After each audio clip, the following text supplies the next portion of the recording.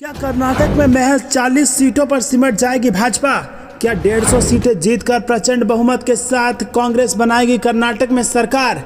क्या 2024 में बीजेपी को लगने वाला है बड़ा झटका? दोस्तों, बेहद बड़ी खबर आ रही है कर्नाटक के चुनाव से, जहां पर कर्नाटक में राहुल गांधी ने जमकर बीजेपी पर निशाना साधा है, पीएम मोदी पर निशाना साधा है। जी हां दोस्तों, इसी के साथ दूसरी खबर में आपको बताएंगे कि कर्नाटक के मंत्री पर वोटर्स को प्रलोभन देने के आरोप में केस दर्ज, करोड़ों की नकदी समेत तोहफे हो चुके हैं जब्त। तीसरी खबर में जिक्र होगा कि पुलवामा विवाद पर माकपा ने प्रधानमंत्री मोदी से मांगा जवाब और कई मुद्दों पर भी पूछे सवाल। साथ ही साथ खबर में जिक्र होगा कि कैसे विपक्ष एकजुट हो रहा है और 2024 में बीजेपी को नुकसान पहुंचने वाला है। सारी खबरों की गहराई में आपको ले जाएंगे दोस्तों, लेकिन उससे पहले अगर आपको भी ऐसा लगता है कि 2024 में बदल रही है देश की सरकार, तो वीडियो को लाइक करके कमेंट में जय हिंद लिखिए और रोज की इस प्रकार की खबरों के लिए चैनल को सब्सक्राइब करके बेल आइकन दबाइए। रुक करते हैं सबसे पहली और बड़ी खबर की तरफ। कांग्रेस को मिलेगी 150 से ज्यादा सीटें, भाजपा को 40। कर्नाटक में राहुल गांधी ने जमकर साधा पीएम मोदी पर निशाना। जी हां दोस्तों, आपको बता दें कि राहुल गांधी रविवार को 2 दिवसीय कर्नाटक के चुनावी दौरे पर पहुंचे और यहां उन्होंने एक जनसभा को संबोधित करते हुए जमकर प्रधानमंत्री नरेंद्र मोदी और भाजपा पर निशाना साधा है।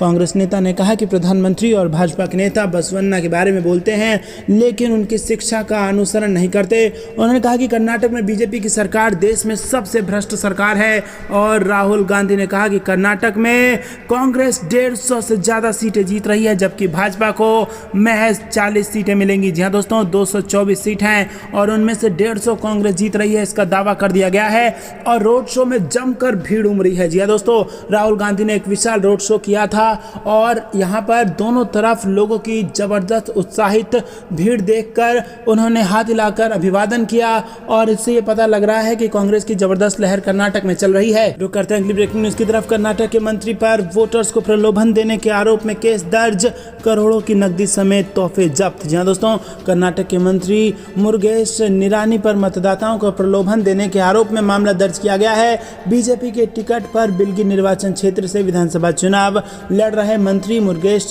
गिरानी के खिलाफ फैक्ट्री के स्टाफ क्वार्टर से 21.45 लाख रुपए के चांदी के 963 दिए जब्त किए जाने के बाद केस दर्ज किया गया है। जी हां दोस्तों, यहां पर 21 लाख से ज़्यादा का मामला है। उन्होंने कहा कि मंत्री निरानी पर चुनाव के संबंध में अवैध भुगतान से संबंधित भारतीय दंड संहिता की धारा 171H के तहत मामला दर्ज किया गया है। रुक करते हैं अगली ब्रेकिंग न्यूज़ की तरफ। पुलवामा विवाद पर माकपा ने प्रधानमंत्री मोदी से मांगा जवाब, कई मुद्दों पर पूछे सवाल। जी हां दोस्तों, केरल में युवम 23 में हिस्सा लेने के लिए प्रधानमंत्री नरेंद्र मोदी के दौरे के मद्देनजर सत्तारूढ़ मार्क्सवादी कम्युनिस्ट पार्टी की युवा unit democratic youth federation of India ने राज्य के 14 जिलों में प्रदर्शन किया और अलग अलग मुद्दों को लेकर मोदी से 100 सवाल पूछे। मोदी का कोच्चि में भारतीय जनता पार्टी द्वारा आयोजित युवम 2023 में भाग लेने का कार्यक्रम है जिसमें वो युवाओं से बातचीत कर रहे हैं। माकपा के प्रदेश सचिव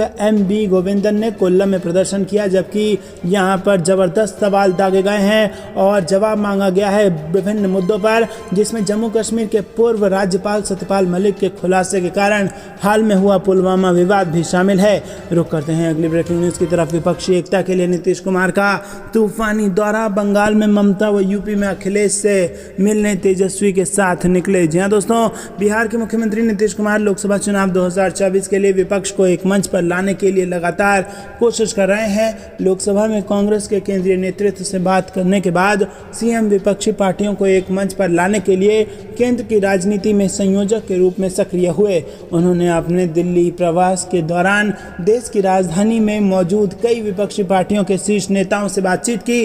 अब बताया जा रहा है कि आज मुख्यमंत्री नीतीश एकता के लिए तृणमूल कांग्रेस प्रमुख ममता बनर्जी और उत्तर प्रदेश में अखिलेश यादव से मुलाकात करने के लिए निकल गए हैं। उनके साथ बिहार के उप मुख्यमंत्री तेजस्वी यादव भी हैं और साथ में संजय झा समेत अन्य नेता शामिल हैं। दोस्तों, रुक करते हैं अगली ब्रेकिंग न्यूज़ की तरफ। अब मिलेगा 500 रुपये वाला गैस सिलेंडर, 100 यूनिट बिजली और फूड पैकेट मुफ्त। सीएम गहलोत का महंगाई राहत कैंप हो चुका है राजस्थान में शुरू। जी हां दोस्तों, राजस्थान में 100 यूनिट बिजली फूड पैकेट मुफ्त दिया जाएगा। इसके साथ बजट में की गई 500 रुपये में सिलेंडर भी लोगों को आज से मिलना शुरू हो जाएगा। बस इसके लिए आपको BPL या फिर उज्ज्वला योजना में होना जरूरी है। सबसे ज़रूरी बात है, महंगाई राहत कैंप में ये लाभ लेने के लिए पंजीकरण करना जरूरी है और ये कैंप आज से शुरू हो गया है। इस कैंप में 10 महत्वपूर्ण योजनाओं का लाभ लेने के लिए आमजन को कैंप में रजिस्ट्रेशन करना अनिवार्य है और ई गवर्नेंस के इस युग में भी सरकार ने लोगों को घर बैठे ऑनलाइन रजिस्ट्रेशन की सुविधा नहीं दी है। ऐसे में परिवार में से किसी सदस्य को रजिस्ट्रेशन के लिए कैंप तक जाना नहीं पड़ेगा। मुख्यमंत्री अशोक गहलोत सुबह 10 बजे संगानेर के महापुरा गांव में कैंप का उद्घाटन करेंगे। दोस्तों, आपको बता दें कि यहां पर महंगाई के खिलाफ ये पैकेज चला रही है गहलोत की सरकार। राजस्थान में चुनाव भी है और इसी बीच 500 रुपये वाला गैस सिलेंडर, 100 यूनिट बिजली और फूड पैकेट मुफ्त देने का बड़ा ऐलान और ज़रूरी ऐलान, राहत भरा ऐलान कांग्रेस की सरकार ने राजस्थान में कर दिया है। रुक करते हैं अगली ब्रेकिंग न्यूज़ की तरफ। लखीमपुर खीरी कांड की सुनवाई पर सुप्रीम कोर्ट ने जताया संतोष। आशीष मिश्रा की अंतरिम जमानत 11 जुलाई तक बढ़ाई। जी हाँ दोस्तों, सुप्रीम कोर्ट ने लखीमपुर खीरी कांड की सुनवाई की रफ्तार पर संतोष जताया है और कोर्ट ने लगातार सुनवाई का आदेश देने से मना करते हुए कहा है कि निचली अदालत को रोजाना सुनवाई का आदेश नहीं दिया जा सकता। ऐसा करने से दूसरे लंबित मुद्दों की सुनवाई पर असर पड़ेगा। इसके साथ ही कोर्ट ने मामले के मुख्य आरोपी आशीष मिश्रा को मिली अंतरिम जमानत भी 11 जुलाई तक के लिए बढ़ा दी है। जस्टिस सूर्यकांत और जे.के. माहेश्वरी की बेंच ने कहा है कि मामले की समीक्षा के लिए जुलाई में अगली सुनवाई होगी। 2021 में गाड़ी से कुचलकर हुई किसानों की हत्या के मामले में केंद्रीय मंत्री अजय मिश्रा का बेटा आशीष मुख्य आरोपी है और कोर्ट ने 23 जनवरी को आशीष को 8 हफ्ते की अंतरिम जमानत दी थी। आशीष को अंतरिम जमानत देते समय कोर्ट ने यूपी या दिल्ली में न रहने की शर्त लगाई थी और अब उसी आदेश को आगे बढ़ा दिया गया है। दोस्तों, 3 अक्टूबर 2021 को उत्तर प्रदेश के लखीमपुर खीरी में आंदोलनकारी किसानों के ऊपर गाड़ी चढ़ाए जाने की घटना हुई थी और इस घटना में और उसके बाद उग्र किसानों की तरफ से की गई आरोपियों की पिटाई में कुल 8 लोगों की जान गई थी। मामले का मुख्य आरोपी केंद्रीय गृह मंत्री अजय मिश्रा टैनी का बेटा आशीष मिश्रा उर्फ मोनू है। रुक करते हैं अगली ब्रेकिंग न्यूज़ की तरफ। क्या खतरे में है महाराष्ट्र की शिंदे सरकार? उद्धव ठाकरे बोले हम चुनाव के लिए हैं तैयार। जी हाँ दोस्तों, आपको बता दें कि महाराष्ट्र की राजनीति में नया भूचाल आने वाला है। क्या वाकई अजीत पवार एनसीपी को तोड़कर भाजपा में शामिल होने जा रहे हैं? क्या यहाँ किसी भी वक्त मध्यावधि चुनाव हो सकते हैं? उद्धव ठाकरे और संजय राउत के ताजा बयानों के बाद ये चर्चा गर्म है।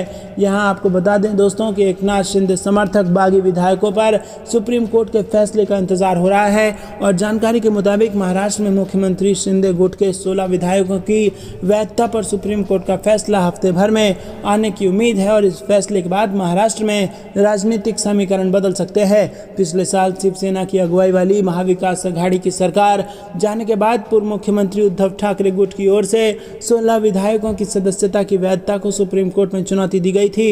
इस याचिका पर सुप्रीम कोर्ट की 5 सदस्यीय संविधान पीठ ने अपना फैसला सुरक्षित रखा हुआ है। यदि संविधान पीठ के फैसले में इन 16 विधायकों की सदस्यता को अवैध ठहराया जाता है तो अभी चल रही एकनाथ शिंदे सरकार खतरे में पड़ सकती है। और ऐसे ही खबरों से अपडेट रहने के लिए हमारे चैनल को सब्सक्राइब करना ना भूलें।